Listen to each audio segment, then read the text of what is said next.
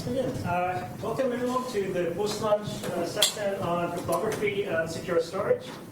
We have four very exciting talks lined up today on subjects ranging from protecting memory access patterns to securely deleting data, information leaks via GPUs, as well as providing plausible deniability for storage. First up, we have Joshua Gancher. Joshua is a second-year PhD student at Cornell, and he's broadly interested in cryptography, cryptocurrencies, and formal methods. And today he'll be talking about an externally verifiable Oblivious RAM. All right, thank you. I'm Joshua. So today I'll be talking about a new security notion for Oblivious RAM. This work is done in collaboration with my collaborators Adam Gross and Alex Ledger. So today, people put a lot of private data on the cloud. Of course, we don't always trust the cloud, so we have to have some way of protecting our data. So what we do, of course, is we encrypt our data files. However, as we have seen earlier today, this is not always perfect because the cloud can still learn about the indices of our data into the database, forming these things which we call access patterns. To see why this is dangerous, just to recap, consider these two access patterns seen here. On the top access pattern, the user accesses data files number 1, 2, 3, 4, 5, 6, which is consistent with the linear scan of the data. On the bottom, instead, the user accesses data files 28, 28, 28, which is not consistent with the linear scan. Thus, this shows that if the server can see the access pattern of the data, the server can infer what kind of algorithm you're using on the data, which in turn reveals a lot of semantic content. If instead, we can obfuscate the access patterns of our data, the server has a lot less information. Now, the server only basically knows how much data we have and how often we access it, which is a lot less information. Fortunately, there is a standard cryptographic technique for achieving this, which is called Oblivious RAM. Here's an abstract diagram of the Oblivious RAM protocol. On the left, we have the user interfacing with the Oblivious RAM protocol. The user gives us input, n, which is the index for, so this is for each access. So on the left, the user gives their index n, which is the index in the database they wish to access. The user also gives this data block here seen in black, which is the data block that they wish to write to the database each access. On the bottom of the protocol, for the user's output, the user gets this block seen here in blue, which by the security of the ORAN protocol is the true nth data block. On the right, we have the server just interfacing back and forth with the protocol, exchanging seemingly random data blocks. By the security of the ORAN protocol, the server learns nothing about the actual index of any of these data blocks. We focus in this work on two modern ORAN schemes, path and ring ORAN. For certain use cases, they're definitely efficient enough to use in practice. Both schemes give about log-n bandwidth blowup in the worst case. So basically, now we've solved the issue of data confidentiality. However, note that integrity of this data is still a problem. The ORAN protocol basically just moves around data blocks, but has no protections about whether or not these data blocks are correct to the user. Fortunately, modern ORAN protocols are known to be compatible with standard techniques, the standard technique of Merkle trees, which we can use because the ORAN protocols have this natural binary tree structure to the data. Here, the user stores a small constant information, which is called the root. And the output to the user is not only the nth data block, but also a new root, root prime, along with this small log-n size proof. Indeed, the user can run this algorithm, which we call check proof, which given the old root, the new root, any data that was given to the protocol, any data given back to the user, as well as this check mark, this algorithm will return a Boolean. This Boolean is true when integrity is preserved, which means that this new root corresponds to a sound update of the database, given the old root and this proof. Crucially, this check proof function is only a function of the ORAN transcript, which by the security of the ORAN protocol reveals no private information about the user's data. What this means is that if a third party has access to this transcript, the third party can actually validate this proof itself, which means that we can have some form of transferability about this proof. Thus, now we have solved basically both data confidentiality and data integrity. However, we have not yet addressed data availability. This protocol, as it is, does not say anything about what happens if the server goes offline. And this is what we try to answer. This question is what we try to answer in our work. What guarantees can we give to data availability while preserving ORM security using our protocol? First, let's define what availability means. For a server to become unavailable, it means that it's unable to follow a correct execution of the protocol. Note that this covers both non-response and also data loss, because we consider checking integrity of the data as part of a correct execution of the protocol. Now, if the server goes offline, we can't actually force the server to come back online, obviously. So what we do is the next best thing. What we try to do is compel the server to give a compensation to the client in return for a lapse in availability. This compensation will come, this repercussion will come from some kind of other financial agent who has some kind of financial leverage over the server. However, this financial agent cannot trust the client to witness availability. Otherwise, a malicious client could abuse this trust for gain. So what we do instead is have the client prove availability loss to this financial agent, which we call this external verifier. What will happen is that verifier will check the proof given to them by the client, and if it is good, they may then justly penalize the server. Note that, by the way, that this proof must be interactive, because the verifier must be able to witness non-response of the server. Note also that this external verifier is mostly acting as a deterrent for misbehavior from the server. We expect this proof to only happen in the event of actual availability lapse. Otherwise, the protocol should proceed just as before. So now we can sketch what our protocol will look like.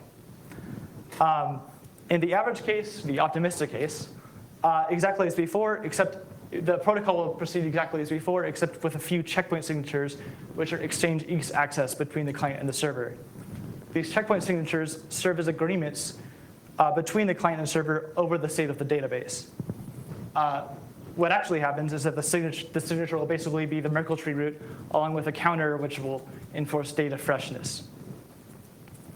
In the event of an availability lapse, the client will then halt the ordinary execution of the protocol.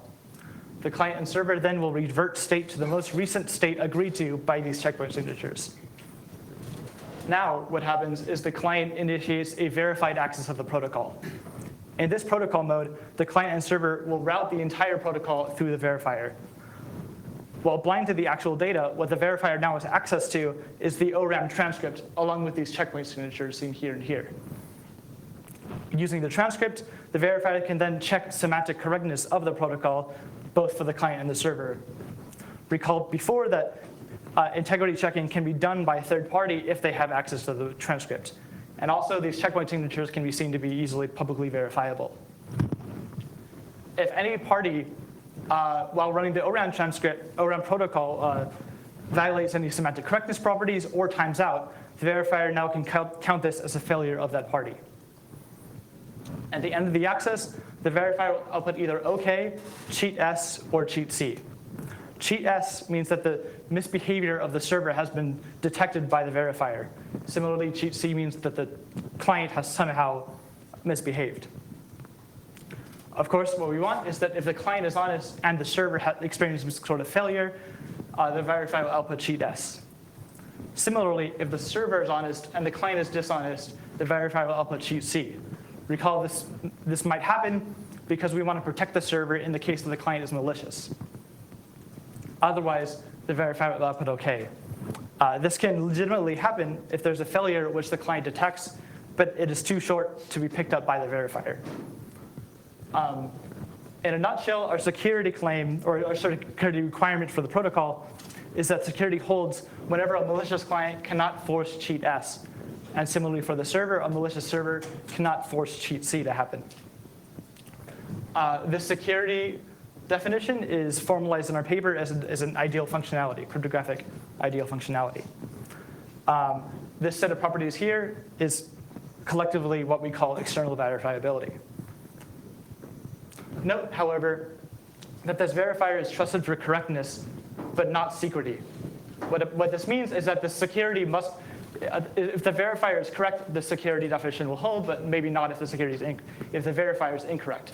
However, the ORAM transcript can be trusted to be completely public, which means that the verifier doesn't actually need to hold any secret state. In our paper, we give the security definition for externally verifiable ORAM, called EV-ORAM.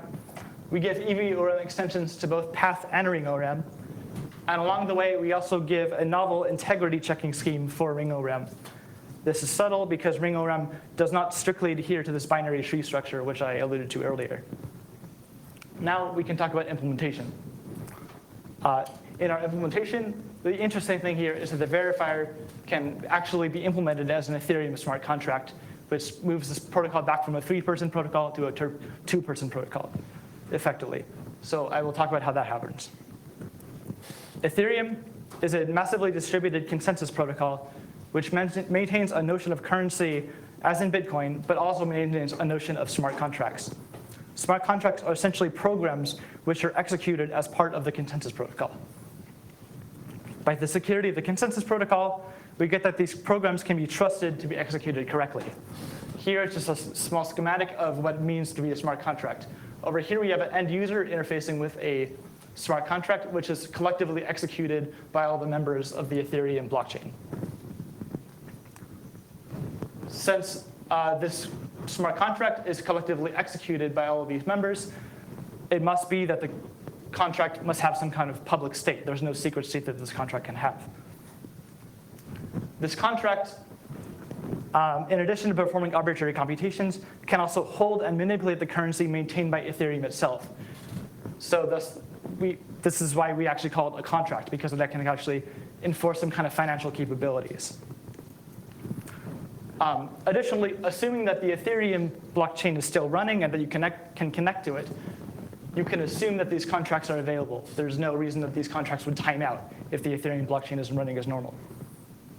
Of course, the punchline here is that these 4 properties are exactly the same programming model as our verifier,